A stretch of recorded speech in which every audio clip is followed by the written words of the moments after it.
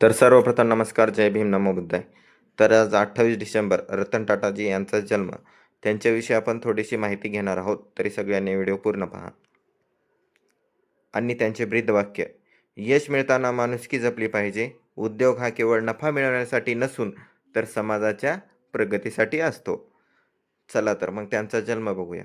रतन नवल टाटा यांचा जन्म 28 डिसेंबर 1937 रोजी मुंबई येथे झाला. ते भारतातील प्रसिद्ध टाटा घराण्यात जन्मले. त्यांचे वडील नवल टाटा आणि आई सुनी टाटा. तर लहानपणीच त्यांच्या आई वडिलांचा घटस्फोट झाला होता. त्यामुळे रतन टाटा यांचे पालनपोषण त्यांची आजी नवाजबाई टाटा यांनी केले. आजीने दिलेले संस्कार, शिस्त, साधेपणा आणि माणुसकीची शिकवण त्यांचे संपूर्ण जीवनाचा पाया ठरला. तर त्यांचे शिक्षण बघूया. रतन टाटा यांचे शालेय शिक्षण मुंबईत झाले. ते पुढे अमेरिकेतील कॉर्नेल विद्यापीठात गेले. तेथे ॲग्रिटेक्चर आणि स्ट्रक्चर इंजिनिअरिंगचे शिक्षण घेतले. त्यानंतर हार्वर्ड बिझनेस स्कूलमधून ॲडव्हान्स मॅनेजमेंट प्रोग्राम पूर्ण केला. शिक्षण काळात त्यांनी स्वावलंबन, मेहनत आणि आधुनिक व्यवस्थापन पद्धती आत्मसात केल्या. टाटा समूहातील सुरुवात: 1962 साली रतन टाटा यांनी टाटा समूहात आपल्या कारकिर्दीची सुरुवात केली.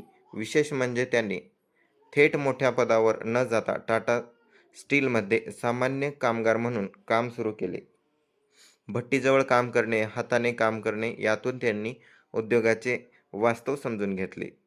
हीच नम्र सुरुवात त्यांच्या नेतृत्वाची ओळख ठरली.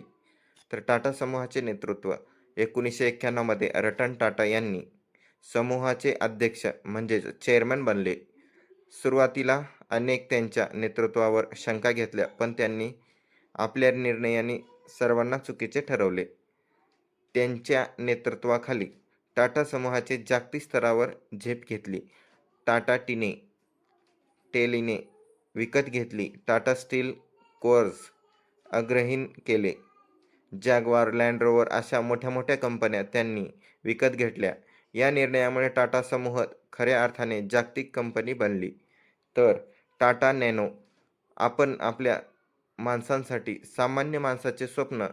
रतन टाटा यांनी एक स्वप्न होते, तर भारतातील मध्यमवर्गीय कुटुंबाला ही सुरक्षित कार मिळावी याचा विचारातून त्यांनी टाटा नॅनो जन्माला आली. जरी व्यावसायिकदृष्ट्या नॅनो फार यशस्वी ठरली नाही, तरी ती लोकाभिमुख विचारांची प्रतीक ठरली. तर समाजसेवा: रतन टाटा हे केवळ उद्योगपती नाहीत तर समाजसेवक देखील आहेत. टाटा ट्रस्टमार्फत त्यांनी शिक्षण, आरोग्य, ग्रामीण विकास, विज्ञान व संशोधन या क्षेत्रामध्ये मोठ्या प्रमाणात त्यांचे योगदान दिले आहेत.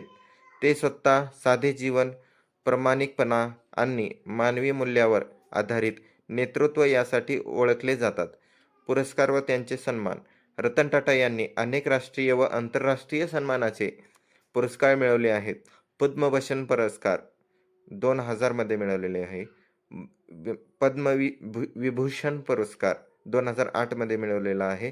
आणि अनेक विद्यापीठांकडून मानद डॉक्टरेट, आत्मचरित्रात्मक विचार स्वतःच्या शब्दात भावार्थ केलेले आहेत. तर त्यांचा आपण निष्कर्ष बघूया. रतन टाटा यांचे जीवन म्हणजे संघर्ष, दूरदृष्टी, नम्रता आणि सामाजिक बांधिलकीचे उत्तम उदाहरणे आहेत. त्यांनी दाखवलेले खरे ते नेतृत्व ही शक्तीपेक्षा मूल्यवान उभे असते. आजही ते तरुणासाठी प्रेरणास्त्रोत आहेत. तर चॅनलला नवीन असाल तर सबस्क्राईब करा आणि पुढचा व्हिडिओ